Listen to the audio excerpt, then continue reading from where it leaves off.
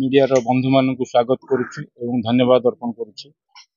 गत 15 तारिख राति खलिकोट निर्वाचन मंडली अंतर्गत श्रीकृष्ण शरणपुर ग्राम अंतर्गत ग्राम रे जो भाव में एक अमानवीय तथा अभावनीय घटना घटीगला ताकू सर्वप्रथमे आम विजु जनता दल तरफ दृढ़ हस्त निंदा करुचु एवं यही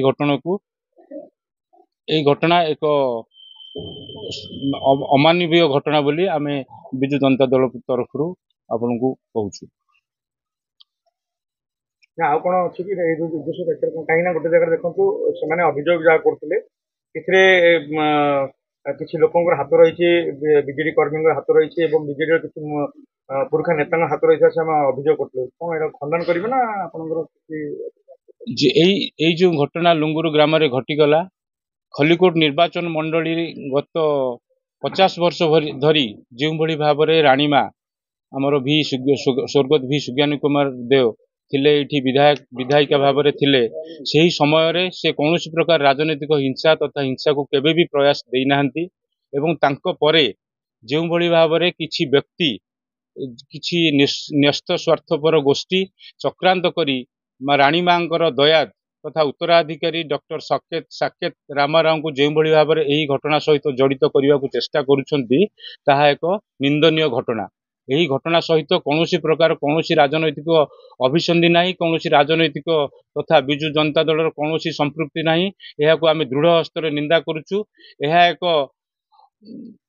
एक एभली घटना जहाँ को एक किसी न्यस्त स्वार्थ गोष्ठी यह एक राजनैतिक रूप देवाई हीन चक्रांत करुछंती ताकू मध्य आम दृढ़ हस्त निंदा करुचु।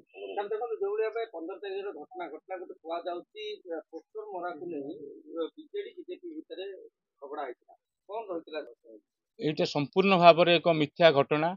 से ही दिन आमर जो राजबाटी रे दीर्घ 50 वर्ष है बहुत कर्मी सम्मेलन हो आसुअछि से दिन मध्य आमर एक कर्मी सम्मेलन विजु जनता दल तरफ खलिकोट निर्वाचन मंडली खलिकोट ब्लॉक रो आयोजन करा जायतिला।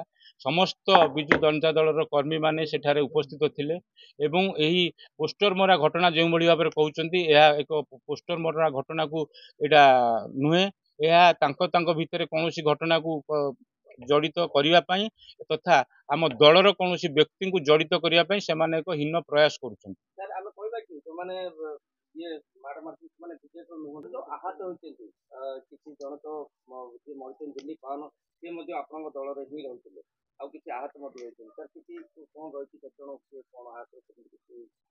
आपण मानू गोटे जिनस कहीदे जो परिवार व्यक्ति प्राण हरई से परिवार राणी मां परिवार सहित तथा यही खलिकोट राज परिवार सहित दीर्घ 50 वर्षर संपर्क एवं से संपर्क रे से कौन प्रकार तांको भीतर पारिवारिक द्वंद्व नहीं एवं जो माने आहत होइचंती सेठारे कौन कारणवशत से उपस्थित थे आहत होइचंती किंतु से माने कौन राजनैतिक दल बा विजु जनता दलर संपृक्त नुहंती।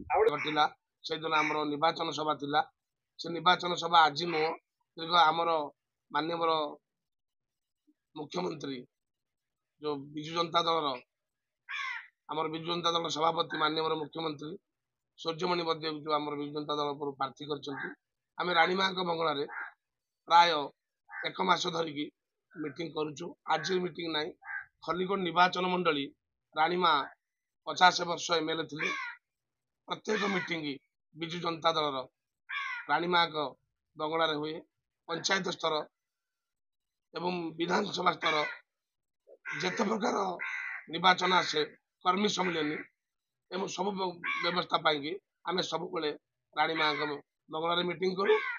आज नो राणी मां जो एमएलए थे आम खलिकोट निर्वाचन मंडली कवि सूर्यनगर निर्वाचन मंडली आम कर्मी हिसाब से सबुदिन राणी मां पाख जाऊ जाकि मीटिंग तो मोटामोटी कह गला आपण सेतरे किछि संस्कृत नांदी से विषय जानि नांदी टोटली आम से संपूर्ण आम कौन आम जानी खबर आसनी से घटना है कि किसी खबर ना सेमती किसी खबर ना आम खाली से शुणा घंटे 2 घंटा पर गोटे घटना घटी आम शुणु बहुत दुख प्रकाश कलु किंतु यहाँ गोटे भूल कले यहाँ से समय आमर विजु जनता दल मीटिंग चलता प्राय 8 घंटा संध्या 6टा समय आम कर्मी मैंने आसिकी राणी मां बंगला पहुँचले राति 11:30 जाए से आमर कर्मी मैंने राणी मां बंगला थे आम समस्ते 29 ଗୋଟି ପଞ୍ଚାୟତର ଲୋକମାନେ ସେଇଠି ଉପସ୍ଥିତ ଥିଲେ ଏବଂ ସେଦିନ ସମସ୍ତେ ସୁଚାରୁରୂପେ ଯିଏ ପଞ୍ଚାୟତକୁ ଗାଁକୁ କର୍ମୀମାନେ ଶାନ୍ତିରେ ଫେରିଛନ୍ତି।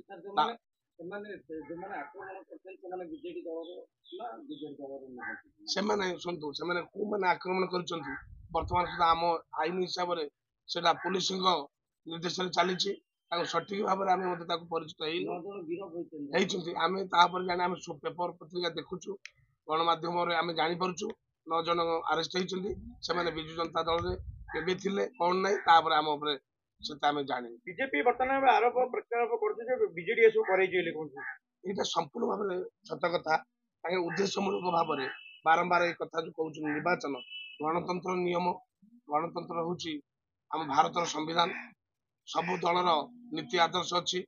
ବିଜେଡି ଅଛି, ବିଜେପି ଅଛି, କଂଗ୍ରେସ ଅଛି, କମ୍ୟୁନିଷ୍ଟ ଅଛି।